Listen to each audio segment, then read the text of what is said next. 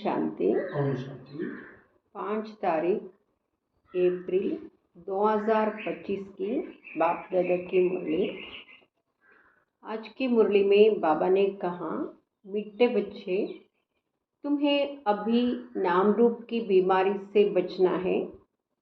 उल्टा खाता नहीं बनाना है। एक बाप की याद में रहना है। तुम्हें अभी नाम रूप की बीमारी से बचना है। उल्टा खाता नहीं बनाना है। एक बाप की याद में रहना है। प्रश्न है, भाग्यवान बच्चे किस मुख्य पुरुषार्थ से अपना भाग्य बना देते हैं? भाग्यवान बच्चे किस मुख्य पुरुषार्थ से अपना भाग्य बना देते हैं? उत्तर, भाग्यवान बच्चे सबको सुख देने का पुरुषार्थ करते हैं। मनसा वाचा कर्मणा कोई को दुख नहीं देते, शीतल होकर चलते हैं तो भाग्य बनता जाता है। तुम्हारी यहाँ स्टूडेंट लाइफ है। तुम्हें अब घुटके नहीं खाने हैं। अपार खुशी में रहना है। गीत है, तुम ही हो माता पिता। ओम शांति। सभी बच्चे मुरली सुनते हैं। जहाँ भी मुरली जाती है, सब जानते हैं कि जिसकी महिमा गाई जाती है वह कोई साकार नहीं है, निराकार की महिमा है। निराकार साकार द्वारा अभी सम्मुख मुरली सुना रहे हैं। ऐसे भी कहेंगे, अभी हम आत्मा उन्हें देख रहे हैं। आत्मा बहुत सूक्ष्म है, इन आंखों से देखने में नहीं आती। भक्ति मार्ग में भी जानते हैं कि हम आत्मा सूक्ष्म है, परंतु पूरा रहस्य बुद्धि में नहीं है कि आत्मा क्या है। परमात्मा को याद करते हैं, परंतु वहाँ है क्या, यह दुनिया नहीं जानती। तुम भी नहीं जानते थे। अभी तुम बच्चों को यह निश्चय है कि यह कोई लौकिक टीचर व संबंधी भी नहीं। जैसे सृष्टि में और मनुष्य है, वैसे यह दादा भी था। तुम जब महिमा गाते थे, त्वमेव मातश्च पिता, तो समझते थे ऊपर में है। अभी बाप कहते हैं, मैंने इनमें प्रवेश किया है, मैं वही इसमें हूँ। आगे बहुत प्रेम से महिमा गाते थे, डर भी रखते थे। अभी तो वह यहाँ इस शरीर में आए हैं। जो निराकार था वह अब साकार में आ गया है। वह बैठ बच्चों को सिखलाते हैं। दुनिया नहीं जानती कि वह क्या सिखलाते हैं। वह तो गीता का भगवान श्री कृष्ण समझते हैं। क्या देते, वह राजयोग सिखलाते हैं। अच्छा, बाकी बाप क्या करते हैं? भले गाते थे तो माता पिता, परंतु उनसे क्या और कब मिलता है यह कुछ नहीं जानते थे। गीता सुनते थे तो समझते थे श्री कृष्ण द्वारा राजयोग सीखा था। फिर वह कब आकर सिखलाएंगे, वह भी ध्यान में आता होगा। इस समय यह वही महाभारत लड़ाई है, तो जरूर श्री कृष्ण का समय होगा। जरूर वही हिस्ट्री ज्योग्राफी रिपीट होनी चाहिए। दिन प्रतिदिन समझते जाएंगे। जरूर गीता का भगवान होना चाहिए। बरोबर महाभारत लड़ाई भी देखने में आती है। जरूर इस दुनिया का अंत होगा। दिखाते हैं, पांडव पहाड़ पर चले गए तो उनकी बुद्धि में यह आता होगा, बरोबर विनाश तो सामने खड़ा है। अब श्री कृष्ण है कहाँ? ढूंढते रहेंगे जब तक तुमसे सुने कि गीता का भगवान श्री कृष्ण नहीं, शिव है। तुम्हारी बुद्धि में तो यह बात पक्की है। यह तुम कभी भूल नहीं सकते। कोई को भी तुम समझा सकते हो। गीता का भगवान श्री कृष्ण नहीं, शिव है। दुनिया में तो कोई भी नहीं कहेगा सिवाय तुम बच्चों के। अब गीता का भगवान राजयोग सिखलाते थे तो जरूर इससे सिद्ध होता है नर से नारायण बनाते थे। तुम बच्चे जानते हो, भगवान हमको पढ़ाते हैं, बरोबर नर से नारायण बनाते हैं। इन लक्ष्मी नारायण का स्वर्ग में राज्य था ना। अभी तो वह स्वर्ग भी नहीं है, तो नारायण भी नहीं है, देवता ये भी नहीं है, चित्र है जिसे समझते हैं यहाँ होकर गए हैं। अभी तुम समझते हो इन्हों को कितने वर्ष हुए, तुमको पक्का मालूम है। आज से 5000 वर्ष पहले इन्हों का राज्य था। अभी तो है अंत। लड़ाई भी सामने खड़ी है। जानते हो, आप हमको पढ़ा रहे हैं।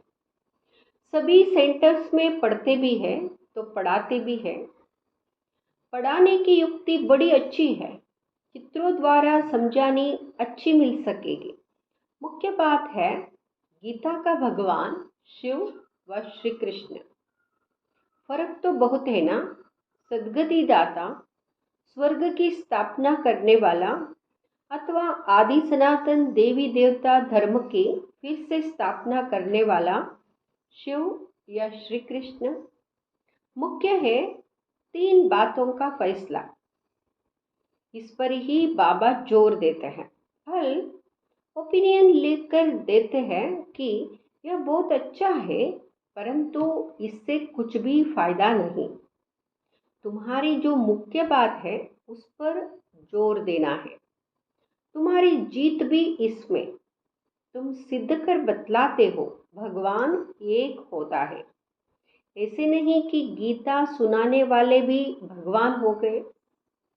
भगवान ने इस राजयोग और ज्ञान द्वारा देवी देवता धर्म की स्थापना की। बाबा समझाते हैं बच्चों पर माया का वार होता रहता है। अभी तक कर्मातीत अवस्था को कोई ने पाया नहीं है। पुरुषार्थ करते करते अंत में तुम एक बाबा की याद में सदैव हर्षित रहेंगे। कोई मुरझाइश नहीं आएगी। अभी तो सिर पर पापों का बोझा बहुत है, वह याद से ही उतरेगा। बाप ने पुरुषार्थ की युक्ति बतलाई है। याद से ही पाप कटते। बहुत बुद्धू है जो याद में ना रहने कारण फिर नाम रूप आदि में फंस पड़ते हैं। हर्षित मुख हो, किसको ज्ञान समझाए वह भी मुश्किल है। आज किसको समझाया, कल फिर गुटखा आने से खुशी गुम हो जाती है। समझना चाहिए यह माया का वार होता है। इसलिए पुरुषार्थ कर बाप को याद करना है। बाकी रोना पीटना वह बेहाल नहीं होना है। समझना चाहिए माया पादर जूता मारती है। इसलिए पुरुषार्थ कर बाप को याद करना है। बाप की याद से बहुत खुशी रहेगी। मुख से जट वाणी निकलेगी। पतित पावन बाप कहते कि मुझे याद करो।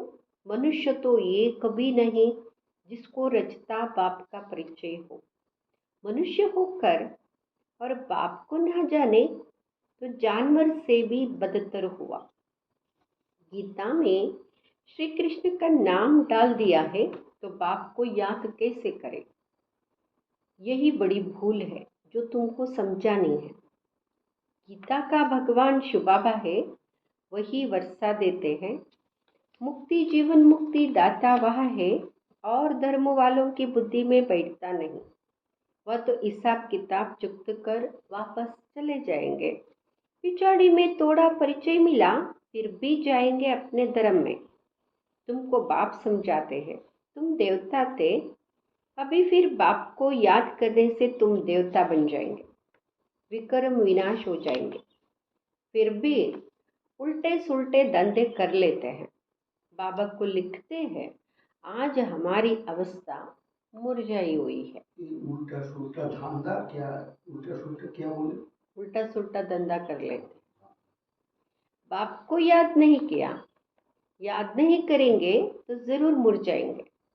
यहाँ है ही मुर्दों की दुनिया, सभी मरे पड़े हैं। तुम बाप के बने हो तो बाप का फरमान है, मुझे याद करो तो विकर्म विनाश हो जाए। यह शरीर तो पुराना तमो प्रधान है, पिछाड़ी तक कुछ न कुछ होता रहेगा। जब एक बाप की याद में रह कर्मातीत अवस्था को पाए, तब तक माया हिलाती रहेगी, किसको भी छोड़ेगी नहीं। जांच करते रहना चाहिए कि माया कैसे धक्का खिलाती है। भगवान हमको पढ़ाती है, यह भूलना क्यों चाहिए। आत्मा कहती है, हमारा प्राणों से प्यारा वह बाप ही है, ऐसे बाप को फिर तुम भूलते क्यों हो। बाप धन देते हैं दान करने के लिए। प्रदर्शनी मेले में तुम बहुतों को दान कर सकते हो, आपे ही शौक से भागना चाहिए। अभी तो बाबा को ताकीद करनी पड़ती है, उमंग दिलाना पड़ता है, जाकर समझाओ। उसमें भी अच्छा समझा हुआ चाहिए, देह अभिमानी का तीर लगेगा नहीं। तलवारें भी अनेक प्रकार की होती है ना, तुम्हारी भी योग की तलवार बड़ी तीखी चाहिए। सर्विस का उल्लास चाहिए, बहुतों का जाकर कल्याण करें। बाप को याद करने की ऐसी प्रैक्टिस हो जाए जो पिछाड़ी में सिवाय बाप के और कोई याद ना पड़े, तभी तुम राजाई बन पाएंगे। अंतकाल जो अलख को सिमरे और फिर नारायण को सिमरे। बाप और नारायण मानवर्षा ही याद करना है, परंतु माया कम नहीं है, अच्छे तो एकदम ढेर हो पड़ते हैं। उल्टे कर्मों का खाता तब बनता है जब किसी के नाम रूप में फंस पड़ते हैं। एक दो को प्राइवेट चिट्ठियां लिखते हैं, देहदार उनसे प्रीत हो जाती है, तो उल्टे कर्मों का खाता बन जाता है। बाबा के पास समाचार आते हैं, उल्टा सुल्टा काम कर, फिर कहते हैं बाबा हो गया। अरे खाता उल्टा तो हो गया ना, यह शरीर तो पलित है, उनको तुम याद क्यों करते हो। बाप कहते, मुझे याद करो तो सदा खुशी रहे। आज खुशी में है, कल फिर मुर्दे बन पड़ते हैं। जन्म जन्मांतर नाम रूप में फंसते आते हैं ना। स्वर्ग में यह बीमारी नाम रूप की होती नहीं, वह तो मोहजित कुटुंब होता है। जानते हैं हम आत्मा है, शरीर नहीं। वह है ही आत्म अभिमानी दुनिया, यहाँ है देह अभिमानी दुनिया। फिर आधा कल्प तुम देही अभिमानी बन जाते हो। अब बाप कहते, देह अभिमान छोड़ो।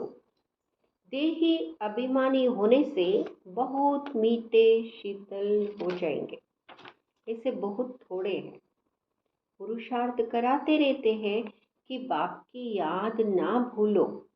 बाप फरमान करते, मुझे याद करो, छांट रखो, परंतु माया चाट भी रखने नहीं देती है। ऐसे मीठे बाप को तो कितना याद करना चाहिए। यह तो पतियों का पति, बापों का बाप है ना। बाप को याद कर और फिर दूसरों को भी आप समान बनाने का पुरुषार्थ करना है। इसमें दिलचस्पी बहुत अच्छी रखनी चाहिए। सर्विसेबल बच्चों को तो बाप नौकरी से छुड़ा देते हैं। सरकमस्टेंस देख कहेंगे, अब इस धंधे में लग जाओ। ये मापजग तो सामने खड़े हैं। भक्ति मार्ग में भी चित्रों के आगे याद में बैठते हैं ना। तुमको तो सिर्फ आत्मा समझ परमात्मा बाप को याद करना है। विचित्र बन विचित्र बाप को याद करना यह मेहनत है। विश्व का मालिक बनना कोई मासी का घर नहीं है। बाप कहते हैं, मैं विश्व का मालिक नहीं बनता हूँ, तुमको बनाता हूँ। कितना माथा मारना पड़ता है। सपूत बच्चों को तो आपे ही ओना लगा रहेगा। छुट्टी लेकर भी सर्विस में लग जाना चाहिए। कई बच्चों को बंधन भी है, मोह भी रहता है। बाप कहते, तुम्हारी सब बीमारियां बाहर निकलेंगी। तुम बाप को याद करते रहो। माया तुमको हटाने की कोशिश करती है। याद ही मुख्य है। रचता और रचना के आदि मध्य अंत का ज्ञान मिला, बाकी और क्या चाहिए। भाग्यवान बच्चे सबको सुख देने का पुरुषार्थ करते। मनसा वाचा कर्मणा किसी को दुख नहीं देते हैं। शीतल होकर चलते हैं तो भाग्य बनता जाता है। अगर कोई नहीं समझते हैं तो समझा जाता इनके भाग्य में नहीं है। जिनके भाग्य में है वह अच्छी रीति सुनते हैं। अनुभव भी सुनाते हैं ना, क्या क्या करते थे। अब मालूम पड़ा है जो कुछ किया उससे दुर्गति ही हुई। सदगति को तब पाए जब बाप को याद करें। बहुत मुश्किल कोई घंटा आधा घंटा याद करते होंगे, नहीं तो गुटखा खाते रहते हैं। बाप कहते, आधा कल्प गुटखा खाया, अब बाप मिला है, स्टूडेंट लाइफ है तो खुशी होनी चाहिए ना। परंतु बाप को घड़ी घड़ी भूल जाते हैं। बाप कहते, तुम कर्मयोगी हो, वह धंधा आदि तो करना ही है, नींद भी कम करना अच्छा है। याद से कमाई होगी, खुशी भी रहेगी। याद में बैठना जरूरी है। दिन में तो फुर्सत नहीं मिलती है, इसलिए रात को समय निकालना चाहिए। याद से बहुत खुशी रहेगी। किसको बंधन है तो कह सकते, हमको तो बाप से वर्षा लेना है, इसमें कोई रोक नहीं सकता। सिर्फ गवर्नमेंट को जाए समझाओ कि विनाश सामने खड़ा है।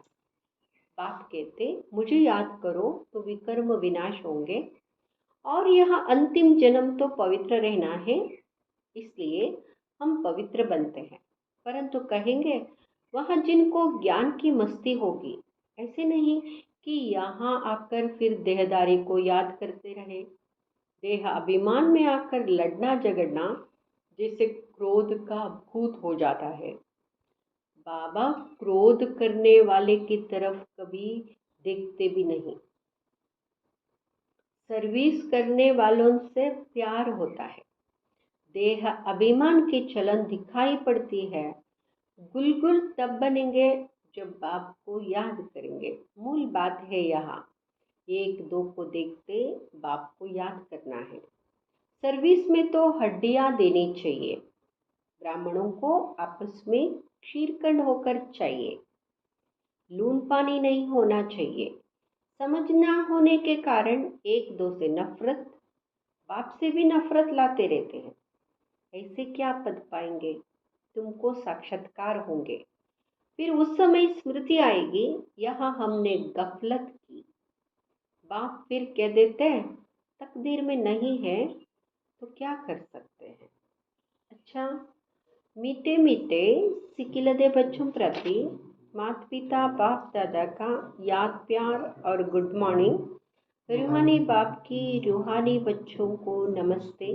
हम रूहानी बच्चों के रूहानी माता पिता बाप दादा को याद प्यार गुड मॉर्निंग नमस्ते। धारणा के लिए मुख्य सार, निर्बंधन बनने के लिए ज्ञान की मस्ती हो, देह अभिमान की चलन ना हो, आपस में लोन पानी होने के संस्कार ना हो।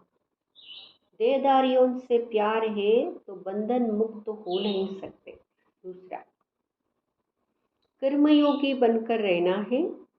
याद में बैठना जरूर है। आत्म अभिमानी बन बहुत मीठा और शीतल बनने का पुरुषार्थ करना है। सर्विस में हड्डियाँ देनी है। वरदान, श्रीमत से मनमत और जनमत की मिलावट को समाप्त करने वाले सच्चे स्वकल्याणी भाव। श्रीमत से मनमत और जनमत की मिलावट को समाप्त करने वाले सच्चे स्वकल्याणी भाव। बाप ने बच्चों को सभी खजाने स्वकल्याण और विश्व कल्याण के प्रति दिए हैं, लेकिन उन्हें व्यर्थ तरफ लगाना, अकल्याण के कार्य में लगाना, श्रीमत में मनमत और जनमत की मिलावट करना, यह अमानत में ख्यानत है। बाबा ने जो भी खजाने दिए हैं, सूक्ष्म खजाने, स्थूल खजाने, ये सब स्वयं और विश्व के कल्याण के लिए, अगर उसको व्यर्थ के तरफ लगाया, अकल्याण के कार्य में लगाया, श्रीमत में मिलावट किया, तो ये अमानत में ख्यानत है। अब इस ख्यानत और मिलावट को समाप्त कर रूहानियत और रहम को धारण करो। अपने ऊपर और सर्व के ऊपर रहम कर स्वकल्याणी बनो। स्व को देखो, बाप को देखो, औरों को नहीं देखो। स्लोगन। सदा हर्षित वही रह सकते जो कहीं भी आकर्षित नहीं होते हैं। सदा हर्षित वही रह सकते जो कहीं भी आकर्षित नहीं होते हैं। अव्यक्त इशारे। कंबाइंड रूप की स्मृति से सदा विजयी बनो। बाबा और हम कंबाइंड है। करावनहार बाबा और करने के निमित्त में आत्मा हूँ। इसको कहते असोच, अर्थात एक की याद।